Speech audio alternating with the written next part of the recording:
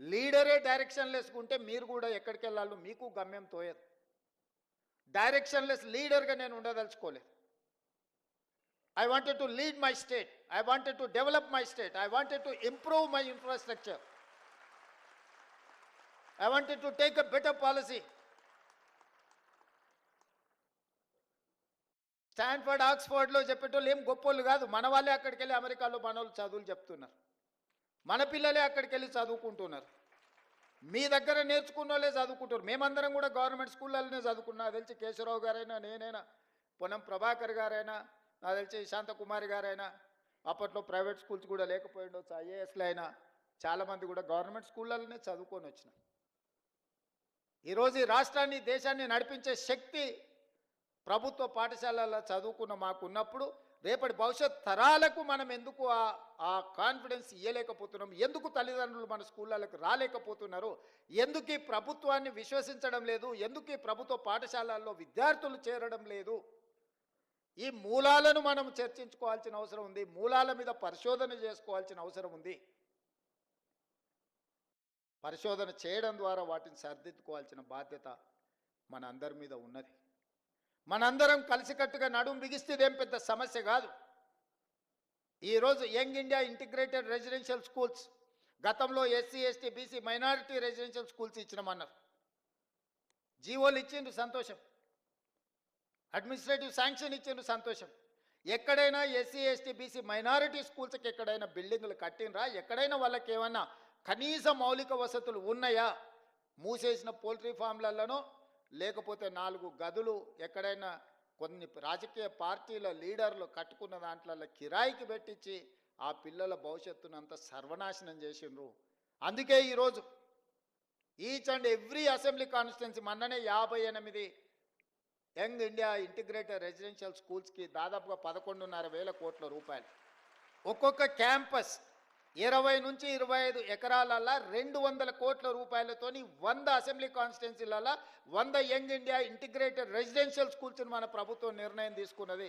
రాబోయే 3 సంవత్సరాలలో 25 నుంచి 30,000 కోట్ల రూపాయలు ఇన్ఫ్రాస్ట్రక్చర్ క్రియేట్ చేసి ఒక అద్భుతమైన ఇన్ఫ్రాస్ట్రక్చర్ ఇవ్వడం ద్వారా విద్యా ప్రమాణాలను పెంచాలి అని ఈరోజు ప్రభుత్వం ప్రయత్నం చేస్తుంది. ఇవాళ ఇంజనీరింగ్ స్టూడెంట్స్ వెరీ అన్ఫార్చునేట్, ప్రతి సంవత్సరం 1,10,000 మంది ఇంజనీరింగ్ గ్రాడ్యుయేట్స్ తెలంగాణ రాష్ట్రం నుంచి పాస్ అవుతున్నారు. అందులో 10% కూడా ఉద్యోగాలు వస్తలేవు. దాదాపుగా 1,00,000 మంది ఇంజనీరింగ్ గ్రాడ్యుయేట్స్ ఉద్యోగాలు దొరకక ఊరికెళ్తే తల్లిదండ్రులకు భారం అవుతామని, నగరంలో చదువుకున్న చదువు కాబట్టి ఇతర ఉద్యోగాలు చేయలేక కుటుంబాలు క్షోభను అనుభవిస్తున్నాయి.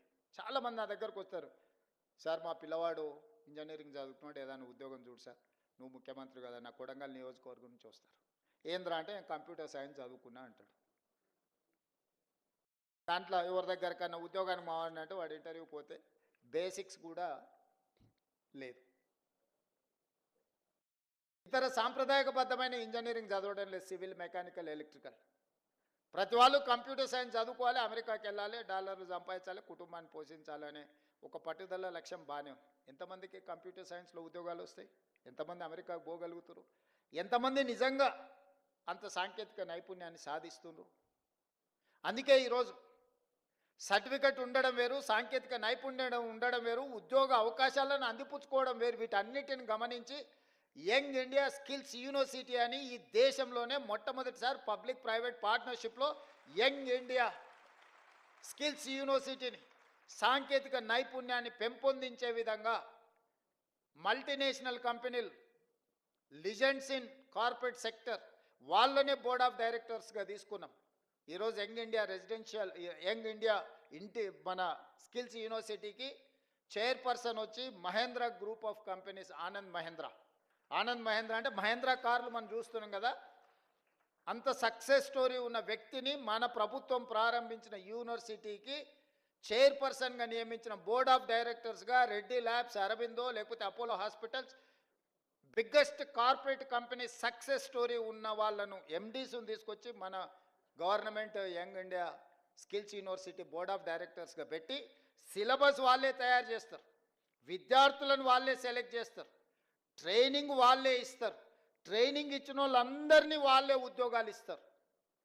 ప్రభుత్వం ఫెసిలిటేటర్గా మాత్రమే ఉంటుంది. ప్రభుత్వం పాత్ర లేదు. 60 ఎకరాలు ఇప్పుడు ఫ్యూచర్ సిటీలో ఇచ్చి దాదాపుగా వాళ్లకు ఈరోజు 20 లక్షల స్క్వేర్ ఫీట్లో యూనివర్సిటీ కట్టి 600 కోట్ల రూపాయల కార్పస్ ఫండ్, గవర్నమెంట్ పైసలు కాదు, కార్పొరేట్ కంపెనీల సిఎస్ఆర్ ఫండ్స్, కార్పస్ ఫండ్ అంటే ఆ యూనివర్సిటీ నడుపుకోవడానికి అవసరమైన నిధులను ఒక 600 కోట్ల రూపాయలు వాళ్ళ బ్యాంకులో పెట్టి ఆ విద్యార్థుల యొక్క భవిష్యత్తుకు ఆ నిధులు వాళ్ళు ఖర్చు పెట్టుకునే మొత్తం పవర్స్ అన్ని వాళ్ళకి ఇచ్చేసి ఈరోజు యంగ్ ఇండియా స్కిల్స్ యూనివర్సిటీని తెలంగాణ రాష్ట్రంలోనే దేశానికి ఆదర్శంగా ఉండే విధంగా ఈరోజు మనం నిర్ణయం తీసుకున్నాం. ఇవాళ చదువుకొని సర్టిఫికెట్ మనకు సరిపోదు. యువమిత్రులారా, నేను మీతో స్పష్టంగా చెప్పదలుచుకున్న, ప్రపంచంతో పోటీ పడాలి అంటే చదువుతో పాటు సాంకేతిక నైపుణ్యం ఉండాలి. సాంకేతిక నైపుణ్యంతో పాటు కమ్యూనికేట్ చేసే స్కిల్ ఉండాలి. కొందరు చాలా తెలివితేటలు ఉంటారు, రాయగలుగుతారు, కానీ ఇంటర్వ్యూకి వెళ్తే మాట్లాడడానికి నోట్లోకి వెళ్ళి మాట వెళ్ళదు. ఎదురుగున్న వాళ్ళని చూడంగానే వీళ్ళకు చేతులు చల్లగా అయిపోతాయి. ఏం అడగాలి, ఏం అడుగుతాడో, ఏం చెప్పాలో. ఆ ఎదురుగా అడిగేటోని కంటే వీడికి తెలివి ఎక్కువ ఉంటుంది, కానీ వీడు చెప్పడానికి సమయంలో ఇది రాదు. ఇట్లాంటి వాటిని అన్నిటిని మనం ఓవర్కమ్ కావాల్సిన అవసరం ఉన్నది.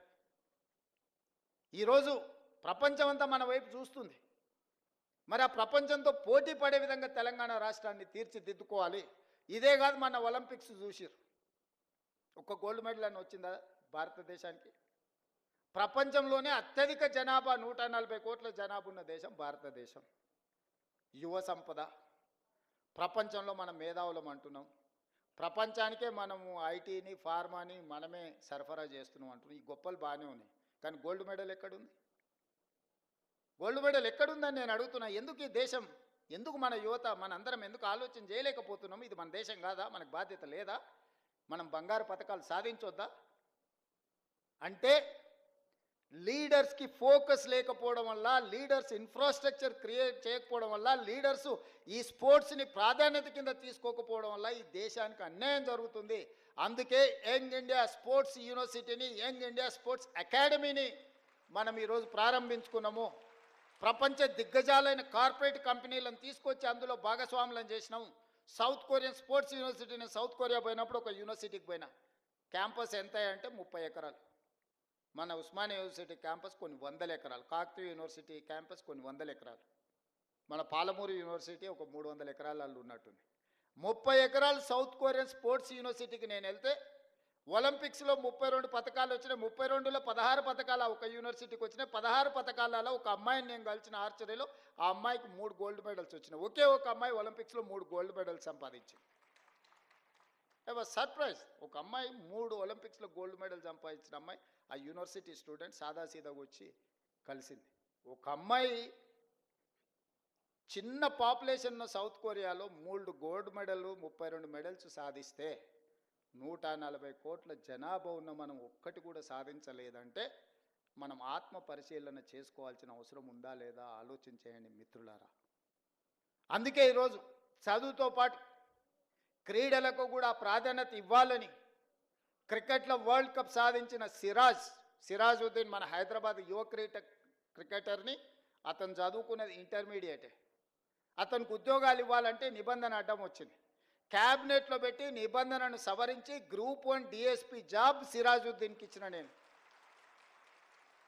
నిఖత్ జరీన్ బాక్సింగ్లో నిజామాబాద్ ఒక అత్యంత poorest of the poor minority family girl బాక్సింగ్లో రాణిస్తే ఆ అమ్మాయిని, నిఖత్ జరీన్ని 2 కోట్ల రూపాయల నగదు ఇవ్వడమే కాకుండా గ్రూప్ 1 జాబ్, డిఎస్పీ జాబ్ ఆ అమ్మాయికి ఇచ్చిన. దీప్తి అని పారా ఒలింపిక్స్లో కాంస్య పథకం సాధించింది వరంగల్ అమ్మాయి. ఆ అమ్మాయికి గ్రూప్ 2 జాబ్ ఇవ్వడమే కాకుండా వరంగల్లో ఇల్లు ప్లాట్ ఇవ్వడమే కాకుండా 25 లక్షల రూపాయల క్యాష్ రివార్డు కూడా ఇచ్చిన. ఇవన్నీ కూడా నేను ఎందుకు మీతో పంచుకుంటున్నా అంటే చదువుతో పాటు క్రీడలలో రాణించాలి. క్రీడలు దేశం యొక్క ప్రతిష్టను పెంపొందిస్తాయి. మొన్న నేను ప్రధానమంత్రి గారిని కలిసినప్పుడు 2036లో ఒలింపిక్స్ క్రీడల్ని ఈ దేశంలో నిర్వహించాలని మనోళ్ళు బిడ్డింగ్ చేస్తున్నారు. ఈ దేశంలో అత్యధికంగా క్రీడలకు సంబంధించిన వసతులు తెలంగాణ రాష్ట్రంలో హైదరాబాద్లో ఉన్నాయి. 20 ఏళ్ల కింద మనము నేషనల్ మిలిటరీ గేమ్స్ కండక్ట్ చేసినాం, ఏషియన్ గేమ్స్ కండక్ట్ చేసినాం. గొప్ప గొప్ప క్రీడల్ని మన హైదరాబాద్ నగరంలో మనం నిర్వహించినాం. కానీ 20 ఏళ్ళు అవి పెళ్ళిళ్ళకు పేరంటాలకు ఫంక్షన్ హాల్స్గా మారిపోయినాయి. ఇది నిజంగా బాధతోని కూడుకున్న విషయం. అందుకే నేను వస్తానే సింగిల్ ఆర్డర్ ఇచ్చిన, స్పోర్ట్స్కు తప్ప గేమ్స్కు తప్ప అవి ఎవ్వడికి ఇవ్వద్దు. ఎవడున్నా ముఖ్యమంత్రి ఇంట్లో శుభకార్యం ఉన్నా అవి మాత్రం ఇవ్వడానికి వీల్లేదని ఒక ఆర్డర్ ఇచ్చి వాటిని అన్నిటినీ రివైవ్ చేసి రిపేర్స్ చేసి ట్రై నేషనల్ ఫుట్బాల్ ఛాంపియన్షిప్ నుంచి రెగ్యులర్గా క్రీడల్ని అక్కడ నిర్వహించే కార్యక్రమాన్ని ఇచ్చిన. ఇవాళ అవన్నిటిని కూడా స్పోర్ట్స్ యూనివర్సిటీకి మనం ఈరోజు డెడికేట్ చేస్తున్నాం. రేపు భవిష్యత్తులో మీరందరూ, ఎందుకంటే మీ స్కూల్లో మీ కాలేజీలో